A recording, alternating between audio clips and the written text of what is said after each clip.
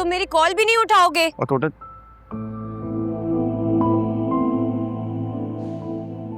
जरा देखो जरा इसका, कुछ बिजी था। बिजी थे? हाँ वो तो दिख रहा है, बहुत बिजी हो। एक महाबगैरत इंसान के साथ बिजनेस जो शुरू कर लिया है। ऐसा करो, पेडल कोर्ट छोड़ो और नाइट क्लब का बिजनेस शुरू कर दो। तुम्हारे सुल्तान भाई के लिए ना ऐसा ही बिजनेस ठीक रहेगा। फिजा आहिस्ता बोलो प्लीज, क्या हो गया यार? मेरी सारी इन्वेस्टमेंट यहाँ पे लगी हुई है। जब तक सुल्तान मेरे पैसे वापस नहीं करता मैं उससे कोई भी पंगा नहीं ले सकता। फिजा वो बहुत खतरनाक इंसान है।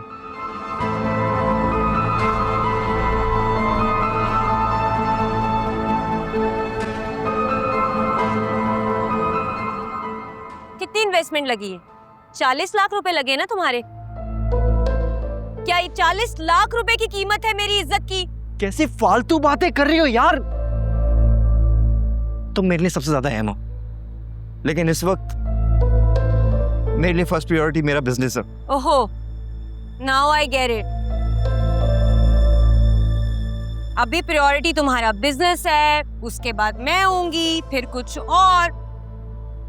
बहुत बड़े लूजर निकले हो तुम अकरम।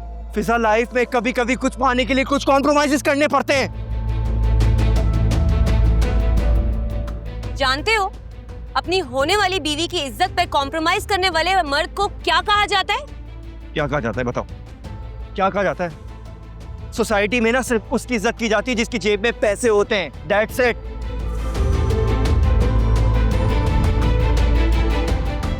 यार मुझे खुद उस सुल्तान की शक्ल देखना पसंद नहीं है, लेकिन मैं बर्दाश्त कर रहा हूं ना। क्यों? क्योंकि फिजा मैं अभी उससे कुछ लड़ाई करना अफोर्ड नहीं कर सकता। मैं कितनी बड़ी पागल थी। मुझे लगा था जब मैं तुम्हें बताऊंगी कि उस इंसान ने मेरे साथ क्या कुछ नहीं किया है तो तुम उसका गिरेबान पकड़ोगे और उसका मुंह तोड़ दोगे। बिजनेस तो छोड़ो, तुम उसकी शक्ल तक भी नहीं देखोगे उम्र भर। पर तुमने क्या किया? और तुम फिजा, तुमने क्या किया? तुम उन मेल डॉक्टर्स के साथ हंस हंस के बातें कर रही थी, और जब उस सुल्तान ने तुम्हें समझाने की कोशिश की तो तुमने क्या किया? तुमने उल्टा उसे ही बातें सुना दी। अकरम वो झूठ बोल रहा है। हाँ फिजा, इस दुनिया में सब झूठे हैं, सब झूठे, सिर्फ तुम सच्ची हो। तुम्हें याद है मैं तुम्हें एक दिन पिक करने आया था, तुम अपने उन मेल फैकल्टीज के साथ बातें कर रही थी। अब झूठ मत बोलना और ये मत कहना कि सिर्फ मेरा इल्यूजन है फिजा।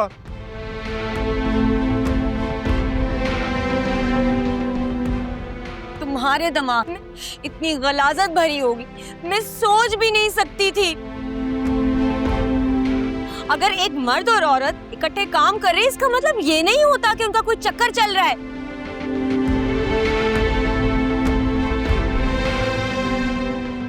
थैंक गॉड मुझे वक्त पर पता लग गया कि तुम कितने घटिया इंसान हो।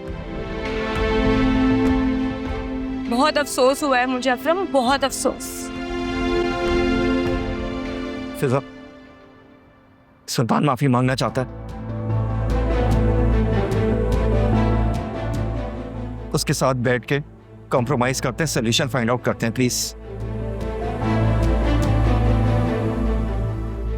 यानी कि तुम उसकी झूठी कहानी पे यकीन कर बैठे हो और मुझे गलत समझ रहे हो। बहुत अफसोस हुआ अकरम, बहुत अफसोस हुआ। मैं जा रही और आज के बाद मैं तुम्हें अपनी शक्ल भी नहीं दिखाऊंगी। सारी उम्र तरसोगे तुम।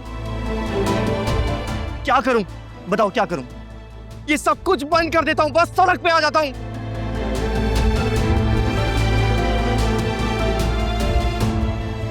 फिर करोगी मुझसे शादी? दोगी मेरा साथ? जिस इम्तिहान में तुम खुद उतरने को तैयार नहीं हो ना, उसमें तुम मुझे चैलेंज मत करो। जिंदगी ने तुम्हें बहुत मौके दिए हैं अकरम। ये तुम्हारी अपनी लेजीनेस है, ये तुम्हारी अपनी नेचर है जिस वजह से तुम आज यहाँ पर हो। तुम अपनी नाकामियों का इल्जाम मुझ पर मत डालो। मैं जा रही हूँ अकरम।